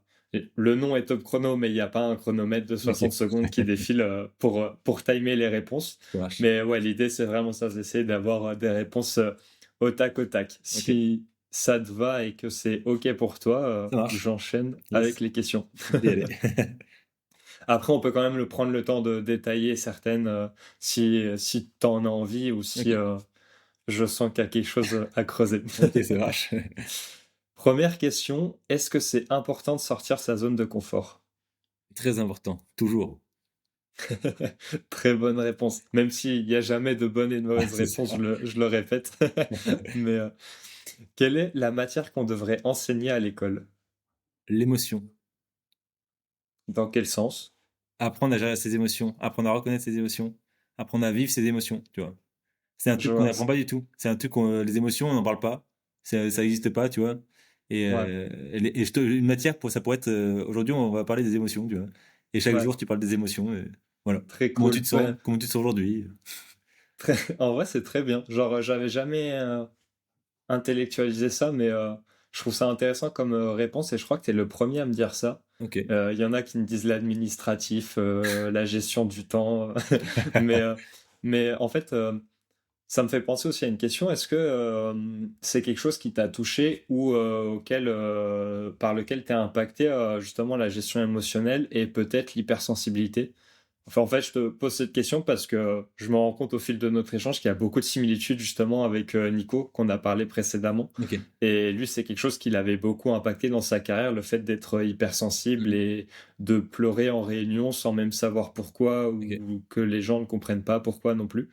Donc, Bah, l'émotion, on en a tous, mais pendant longtemps, moi, je les ai mises, un peu, un peu sous le couvercle parce que, c'est comme ça qu'on m'avait appris. On m'avait dit, «Tu les montres pas trop, quoi, ça sera très bien». Et pour moi, c'était un peu une marque de faiblesse, tu vois, à une époque. Et je pense que c'est quand j'ai commencé à créer mon activité que je me suis dit, OK, en fait, j'ai le droit de vivre mes émotions, j'ai le droit d'être qui je veux être. Et du coup, c'était beaucoup plus facile. Beaucoup plus facile et en même temps, elles arrivaient en gros paquet, tu vois. Et du coup, c'était à ce moment-là que j'ai commencé à me dire, OK, ça c'est ça, le stress aussi, OK, ça c'est le stress, tu vois, ça c'est l'angoisse, OK, là je suis là pour, OK, ça me fait ça. Et juste de les reconnaître, et là je kiffe et c'est trop bien, tu vois. Et juste de reconnaître ça, pour moi, ça aide vachement à me dire, OK, là, qu'est-ce que je ressens? Et là, tu vois, même là, quand on entretient tous les deux, et des fois, je me dis, OK, là, pourquoi t'es tendu comme ça, tu vois? Souffle un coup, ouais. OK, redétends-toi, t'as les épaules tendues, pourquoi elles sont tendues, tu vois? OK, OK, cette question-là était un peu plus difficile que l'autre, OK, c'est pour ça, d'accord, cool, tu vois? Très, très intéressant de voir ça et c'est marrant parce que je crois que tu es le premier invité qui me fait un feedback entre guillemets pendant l'épisode et sans que je le demande. Donc c'est intéressant de voir ça comme Yes. ça. Et est-ce que justement ces émotions, maintenant que tu arrives à les gérer et à les recevoir plus par paquet, comme tu disais, Mmh. ça t'aide dans ta création et dans l'artistique? Bah, du coup, oui, parce que c'est un peu comme une boussole qui me permet de me dire, OK, là, tu te sens bien, là, tu es un peu tendu, là, cette idée-là, elle te fait bien vibrer, tu vois, vas-y à fond. Ou ce truc-là, quand on t'a appelé à la base, on t'avait dit: «Ça te dirait de faire ça?» Tu as dit: «Oui», mais tu as senti non en toi, quoi, tu vois? C'est aussi ça les émotions, tu vois? C'est comment tu vis ça intérieurement. Ouais, Donc ça aide carrément. ok. Pour enchaîner un peu, vu que tu es musicien, quelle est pour toi la meilleure musique pour créer? Ah, euh, toutes les musiques sont bonnes pour créer, et en même temps, le silence est très bon aussi. C'est vrai que des fois, le silence, il n'y a rien de mieux pour pouvoir se concentrer et se recentrer sur soi. Quelle est la prochaine chose que tu aimerais apprendre? Ah. Hmm. Eh ben, je sais pas encore. Tu vois. Je laisse la vie me mener là-dessus. Le hasard Ouais, c'est ça. te mener sur, sur une nouvelle chose. Est-ce que tu as des regrets? Non, pas trop. Non, non, pas même pas du tout. Aucun regret. J'ai l'impression que, tu vois, ce qui est passé, quoi. De toute façon, Ouais, qu'est-ce que tu veux en faire? ouais, je vois. Très, approche très stoïcienne de la chose. Ouais, c'est ça. Qu'est-ce qui te rend heureux aujourd'hui? Ah, bah, d'être là avec toi. Parce que de parler de ça et d'être invité à un podcast, c'est la première fois qu'on m'invite à un podcast. Et je suis content parce que j'ai accepté. Bah moi, je suis très content de un que tu accepté, très content de deux parce que tu es une personne formidable et l'échange est très cool, enrichissant et intéressant, je pense aussi pour ceux qui nous écoutent. Trop bien. Donc Cool. merci à Merci. toi d'être là aujourd'hui. Est-ce que tu penses avoir réalisé tous tes rêves? Oh non. Je pense que Vas-y. j'ai entendu cette phrase l'autre jour, que, en fait, il y en a qui veulent atteindre un rêve, mais qu'ils oublient qu'ils sont en train de vivre un rêve maintenant. Ouais, je... Et en fait, du coup, Oui, tu vois, en fait, de vouloir atteindre ce truc-là, ça te bloque sur tout ce qu'il y a à côté. Non, non, je vais arriver là-bas. Et du coup, tous les trucs qui passent à côté de toi, qui pourraient être très cool et qui pourraient être des rêves dont tu n'as même pas imaginé, ça t'empêche de les vivre. Donc, du coup, j'ai les l'impression que rêves du hasard. là, c'est les rêves, là, tout de suite, tu vois. Je vois. Et du coup, peut-être question un peu plus difficile pour enchaîner avec celle-ci. C'est quoi ton plus grand rêve? Ah, mon plus grand rêve. Bah, mon plus grand rêve tout de suite, je peux te dire, Ouais. c'est de publier une BD dont je suis le scénariste. Ouais, mais ça va bientôt arriver. On va voir. C'est plus un rêve, là, c'est un objectif. T'as déjà le plan et... Ouais, c'est quand même un rêve. Je serais vraiment bien content si ça arrivait. Ok, j'aurais bien dit un nom d'éditeur de BD, mais je crois que j'en connais aucun. Peut-être Michel Lafon, et ça doit être le seul que je connais, et encore j'ai un doute. Ouais, bah, tu connais peut-être Delcourt, Dargaud. Et, il y en a- Delcourt, ça me parle, Ouais, Dargo, pas du tout. ok, Mais ok, bah j'en ai appris deux de plus pour, pour me coucher moins bête. c'est ça. Dernière question par rapport à ça. Quel est le plus gros mensonge qu'on t'ait fait croire? Ah, le plus gros mensonge, c'est que je n'avais pas le droit de faire des trucs. Ok. De Dans pas, quel sens? de me dire, t'es pas capable, t'es pas assez bien. Et, ouais, et ça, pour moi, c'était un gros mensonge. Que du coup, maintenant, je me dis, en fait, je suis largement assez bien. Et je suis tout à fait capable vu que je suis là et que je fais des trucs, quoi. Et comment t'as fait pour casser et briser cette idée reçue, entre guillemets, pour aujourd'hui être bah, pleinement en accord avec qui tu es et où tu es? Alors, je sais pas s'il y a un truc. En fait, j'ai eu un parcours aussi thérapeutique, tu vois. J'ai eu des psys qui m'ont, Ok. ça m'a fait du bien aussi de parler de moi, chose que je faisais beaucoup moins avant. Et c'est pour ça que c'est marrant qu'on parle là tous les deux, c'est que je suis assez à l'aise avec cet exercice-là parce que du coup, j'ai vu des psys et du coup, je suis assez à l'aise avec le fait de parler de moi, quoi. Maintenant. Alors qu'avant, je l'étais pas. Et je pense que ça a allégé un truc en moi de, ok, t'as le droit d'exister, quoi. Très, très intéressant de voir ça comme ça. C'est marrant cette façon de dire j'ai le droit d'exister. Mm. Dans, enfin, j'ai jamais vraiment entendu quelqu'un me dire ça comme ça dans le sens où, enfin, en fait, c'est peu commode d'amener la chose comme ça. Euh, je, je sais même pas comment formuler une question autour de ça, mais justement, là, on va basculer un peu dans la dernière partie d'échange de l'épisode, qui sont des questions souvent un peu plus perso ou liées de proche ou de loin, ou pas forcément avec ce qu'on a dit avant. Ok. Mais justement, tu parlais un peu de... Enfin, tu as dit j'ai le droit d'exister et tu as dit aussi que tu as vu un peu des psys. Est-ce que c'est OK qu'on en parle ou Ouais, bien pas du sûr. tout?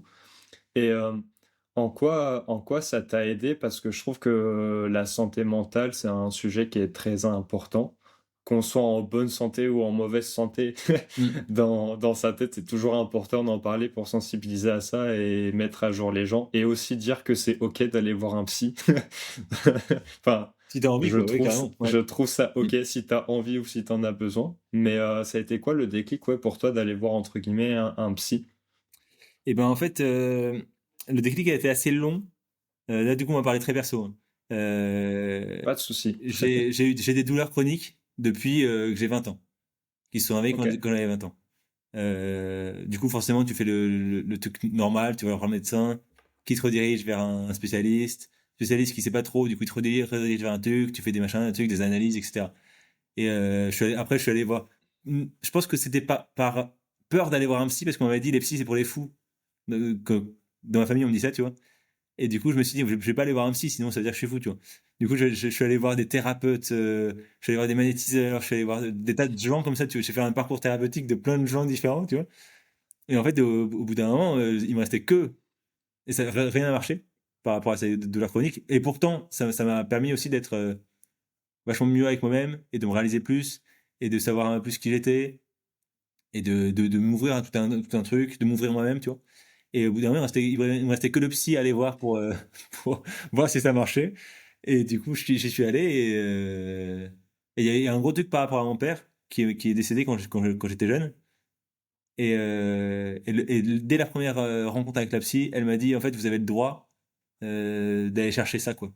D'aller chercher pourquoi, d'aller chercher qui. Mettez-vous en contact avec des gens qui connaissaient, appelez-les. Et en fait, c'est ce que je voulais faire, mais que je n'osais pas m'autoriser, tu vois.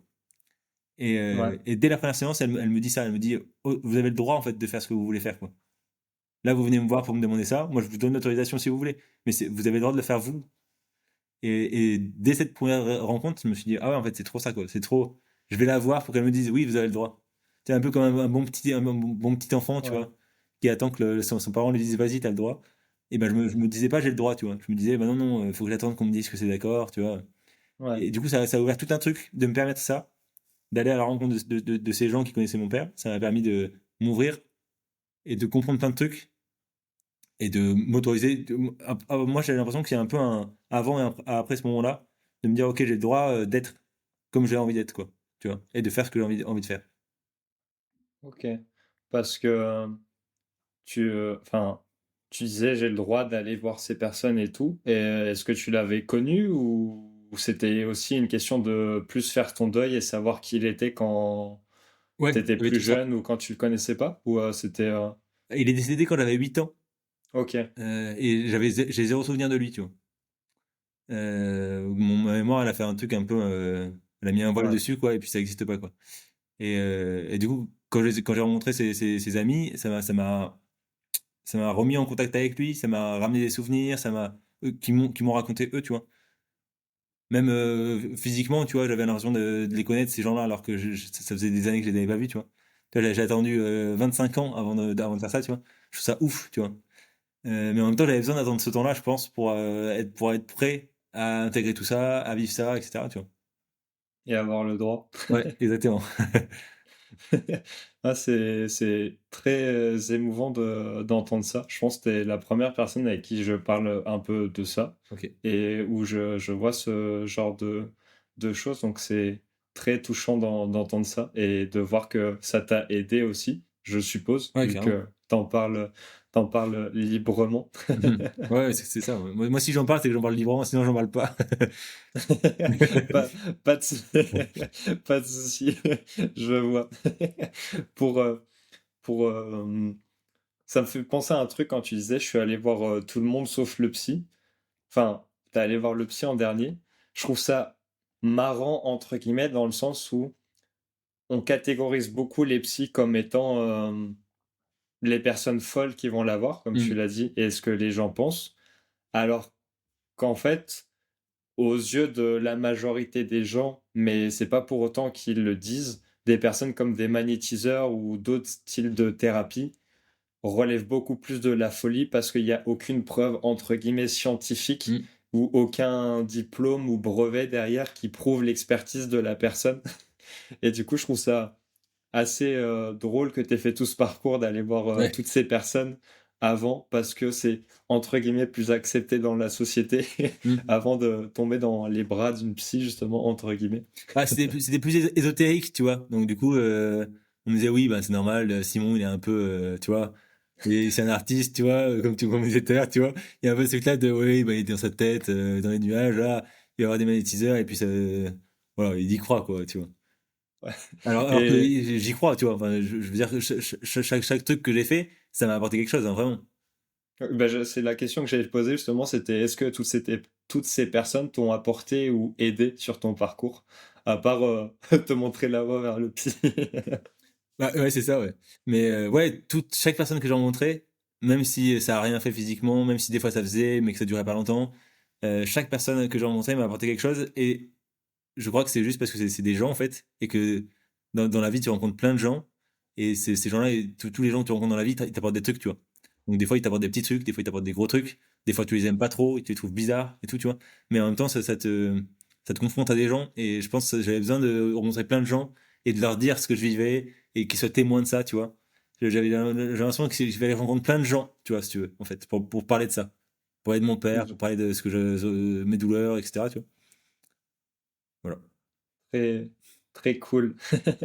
Pour transiter doucement vers la fin de l'épisode avec les questions de fin, Yes. je propose de te poser la question de l'invité précédente, Ok. qui est Océane Mahé, du coup, qui est une cycliste de haut niveau et étudiante aussi à l'école des mines sur Nancy, qui t'a écrit une question. Alors, à chaque fois, je le dis, mais je ne sais pas comment font les invités pour réécrire toujours la question parfaite à chaque invité, sachant qu'elle ne savait pas que c'était pour toi, Ok. je le précise. Et elle t'a écrit, tu es où, avec qui, et tu fais quoi dans 10 ans? Waouh. Ok. Alors, moi, alors, pour le coup, Océane, j'ai beaucoup de mal à me projeter. Alors, C'est pour ça que je trouve la question très intéressante, justement, vu qu'on a beaucoup parlé du hasard et de tout ça. Donc, et en plus d'être créatif pour rentrer dans les clichés. Mais je veux bien comprendre. Mais si. non, mais du coup, on va y répondre. Donc, tu es où? Tu fais quoi? Et avec Ouais. qui? Alors, je reprends la question exactement, c'est ça. C'est tu es où, avec qui et tu fais quoi dans 10 ans? Hmm. Je suis où? Je pense que je serai toujours ici. Parce que pour le coup, ça fait 3 ans que je suis là et c'est vraiment une région que je trouve vraiment cool, hyper dynamique et avec des gens très très sympas. La région d'Angers, du coup? Ouais, c'est ça, à bord de Loire, entre Angers et Ok. Saumur. Je fais quoi? Et ben, après avoir publié ma BD en tant que scénariste, j'aurais publié plusieurs BD et du coup, je serais en train de faire des dessins animés de mes BD. Genre, tu vois, je me projette, hein, tu vois, un peu rêve, tu vois. Et avec qui? Et ben, j'aurais bien envie de rencontrer quelqu'un avec qui artistiquement ça colle bien et que je puisse avoir un binôme un peu, tu vois. Ouais, un genre de sidekick Ouais, carrément. bras droit avec qui tu fais les 400 coups Yes, exactement. dans l'illustration. Et bah, t'as quand même très bien réussi à répondre à la Ouais, question. pas facile hein, pour moi ça. Désolé, c'est pas moi qui Non, l'ai écrit t'inquiète, t'inquiète. pour une fois. Pour enchaîner là avec les questions de vin que j'ai écrites. Euh, la première, c'est imagine que tu aucune contrainte, entre guillemets, chronologique, de budget, temporel, et que tu doives monter ta Dream Team de 5 personnes, un peu comme au basket pour Ok, les 5-5 All-Star ou ta team d'Avengers. Le but, ok. c'est que ces personnes t'accompagnent, te mentorent et t'aident à atteindre justement tes objectifs et tes rêves. Donc, Ok. ces fameuses illustrations de bande dessinée que tu nous parlais. Euh, tu prends qui et pourquoi? Alors, je dis 5 à chaque fois, ça peut être à Ouais. plus ou moins un près Tout, s'il tout, faut. toute sphère confondue, quoi. Tout se faire confondu, c'est N'importe vraiment qui. là, peu importe, c'est pour atteindre tes rêves et tes objectifs. Et le but, c'est que ça soit des personnes qui t'apportent quelque chose dans le sens où, je sais pas, par exemple, dans ma sphère, je pourrais prendre Steven Bartlett, qui est un podcasteur Ok. anglophone, parce que du coup, il est une étape bien plus avancée que moi, mais Ok. j'aurais pu prendre Mike Horn, qui a rien à voir avec le podcast pour le moment, on sait pas. Mais, Mhm. Et ben, du coup, là, je pense musique. Je pense à Gaëtan Roussel, chanteur de Louise Attaque, Ok, qui m'a toujours hyper inspiré et je trouve qu'il a une simplicité à manier sa voix, qui est pas une voix de dingue et pourtant il en fait un truc ouf, je trouve. Et du coup, j'aimerais bien savoir comment il fait. J'aimerais bien avoir des tuyaux, tu vois. ok, Ensuite, alors c'est deux personnes en une un peu. C'est les animateurs ou les créateurs de Nuit et Culotté, Nance et Moots, ok. que je trouve hyper inspirant aussi par leur liberté et leur lâcher prise sur ce qu'ils vivent, tu vois, là, clairement ce truc de regard sur la vie. Je pense que c'est clairement eux qui m'ont apporté. Et en plus de vivre mes émotions, parce que quand tu regardes leur truc à eux, ça te fait pleurer, ça te fait rire, ça t'emmène un peu partout dans tes émotions, quoi. Et je me rappelle que j'ai bien vécu des émotions avec eux. Euh, en, Pas facile comme, en bande comme question dessinée, à chaque fois. je prendrais 100 P. Parce que tu vois, enfin, je dis bande dessinée, mais c'est dessin en plus. Ok, je, Il a je fait des vois dessins très ton... très fins, une ligne très très fine. Ok, Et c'est hyper humoristique. Il y a tout dans le dessin, alors qu'il dessine juste ce qu'il faut. Il te crée un univers avec trois traits, c'est incroyable. C'est un dessinateur assez ancien, qui ok. aujourd'hui n'est plus, je crois. Donc ça fait trois. Ouais, le compte Euh, est bon. ensuite, en réalisateur, j'aime beaucoup Dupieux, Quentin Dupieux, parce qu'il a fait de la musique aussi. Je trouve que ses films ont une musicalité aussi à chaque fois. À chaque fois, ils amènent à quelque part. Et c'est surprenant et en même temps, c'est son univers à lui. Donc ça, j'aime bien. Je trouve que il a une belle patte, quoi, tu vois, à lui. Et un dernier. Le dernier. Et c'est là où tu te dis, il Alors, m'en reste un. quoi? Je sais pas qui. Le dernier, c'est toujours où tu te dis, il m'en reste un, je sais pas qui prendre. Et d'un coup, tu as 50 idées, tu te dis lequel choisir dans tout cela. Ouais, en dernier, je dirais Miyazaki pour la beauté de son dessin et la beauté de ses idées et de ses dessins animés, quoi. Enfin, je trouve ça incroyable. Que ça perd pas, ça perd pas du tout en qualité au fur et à mesure. Tu peux regarder ça 10 fois, c'est toujours aussi bien. Ça prend pas une ride, c'est toujours hyper actuel. Je trouve. Ça Ouais. traverse les générations en plus. Ouais. Parfait. Le compte est bon. Très bonne équipe avec ça. Dans 10 ans. Ouais, ah, ça, je suis au sommet, quoi. Pour, euh, pour continuer, est-ce qu'il y a une citation, une phrase qui t'inspire ou que tu te répètes souvent? Euh, je sais que les entrepreneurs, les sportifs en général ont toujours un catalogue et un wiki de citations à l'appel. Ouais, Mais bah, j'en ai noté une, mais en fait, il y en a plusieurs, tu vois. Non, j'en ai noté une, je vais dire celle-là, du coup, vu que je l'ai notée, tu vois.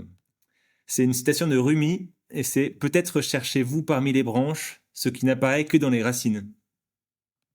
ok, je connaissais pas du tout, mais c'est très philosophique. Et j'aime bien ce côté-là de. On a un arbre, en fait, tu vois, et on pousse, et on crée des branches, on crée des branches, on crée des branches, mais ce qui est au fond de nous, c'est notre être, quoi, tu vois, et du coup, c'est ça qui est au fond de nous, et c'est ça qui nous porte, en fait, c'est ça qui crée les branches, c'est la racine, quoi. Je vois. Très intéressant à méditer. À méditer pour ceux qui nous écoutent, ça fait écho avec l'épisode d'Arthur Planck qui est sorti quelques épisodes avant toi, qui est un préparateur mental. Et justement, il m'avait dit un truc pendant l'échange.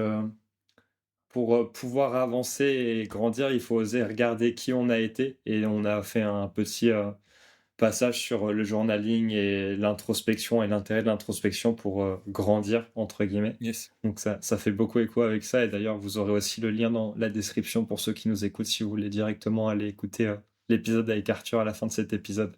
Mhm. Euh, Dernière recommandation, entre guillemets, pareil que je demande à tous les invités. Est-ce qu'il y a un livre que, si tu devais offrir un livre à tout le monde, lequel ce serait?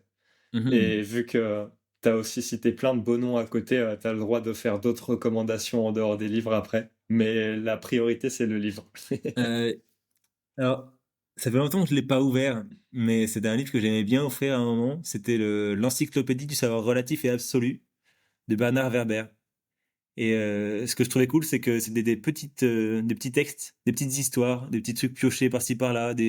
Ça pouvait être parler de mathématiques et puis d'une tribu dans hyper lointaine dans un autre petit paragraphe, tu vois. Et ce que je trouvais cool, c'est que tu ouvrais le livre, tu lisais un petit truc et ça t'amenait quelque part, quoi. Très cool. Merci beaucoup. Est-ce que tu as d'autres recommandations à partager en film, en musique ou en série, vu que tu nous as cité plein de beaux noms avant ou... Et ben en musique, je parlerai de Carquois, que j'ai interviewé récemment et dont je suis en train de faire une petite BD sur le parcours. Carquois, c'est un groupe québécois Ok. qui chante en français, c'est du rock français. Ça s'écrit Karkwa.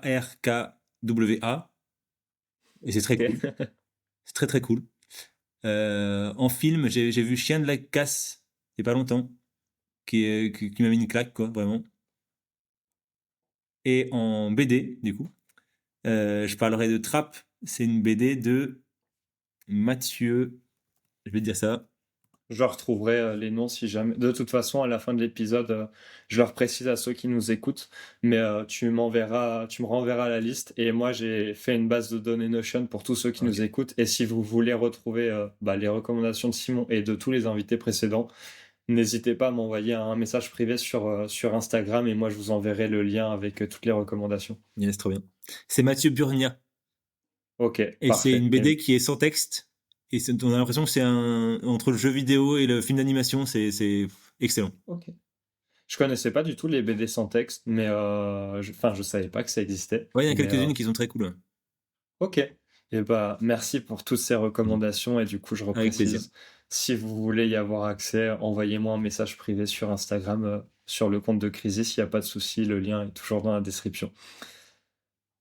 C'est pas une question, c'est plus un passage de micro pour finir l'épisode avant la dernière question officielle de Crisis. Ok.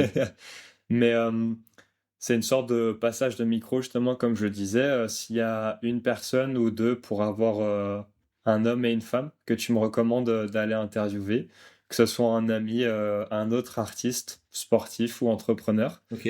euh, qui est-ce que tu me recommandes et Et ben, pourquoi? c'est Si un on peut. ami qui fait de la photo et qui crée des podcasts qui s'appelle Sébastien Gomez. Ok. Et je vais aussi te donner une femme. Et ça sera. C'est une amie aussi qui a un studio de yoga. Ok. Il s'appelle Oyo Studio. O-Y-O Studio. Ok. Et elle a une sacrée manière de gérer son business. Un sacré dans quel sens? Et ben, elle est forte, je trouve, tu vois. Ok. Mm. Et du coup, son studio est quoi? Est dans l'ouest de la France? C'est à Reims. Ok, c'est à Reims. Ok. Et bah, c'est noté. Et comme je te l'ai promis, c'est la dernière question de Crisis. Est-ce que c'est un épisode réussi? En tout cas pour toi. Alors, est-ce que la réussite existe? Très Bon, long débat. en tout cas, on est là et on a discuté pendant 1 heure et demie quasiment. Ouais, Et ça quelque chose s'est comme passé ça. hyper vite. Donc je pense que si réussite il y a, je pense qu'on peut dire que c'est une réussite. Et bah, merci beaucoup pour cet échange et cette réussite alors, vu que Avec plaisir. pour moi, c'est Merci beaucoup, réussi. Clément. Merci aussi du coup à tous ceux qui nous ont écoutés jusqu'au bout. Comme j'ai dit précédemment, n'hésitez pas à suivre le compte de Crisis sur Instagram et aussi les comptes de Simon. Tout est dans la description, il n'y a pas de souci pour les retrouver. Et là, c'est plus une question, mais je fais ça avec tous les invités. Je te laisse le mot de la fin pour finir l'épisode. Tu as le droit de dire ce que tu veux. Sauf si tu veux laisser sur ce débat philosophique de la réussite. Ben, je finirai sur un mot, oser. Merci beaucoup.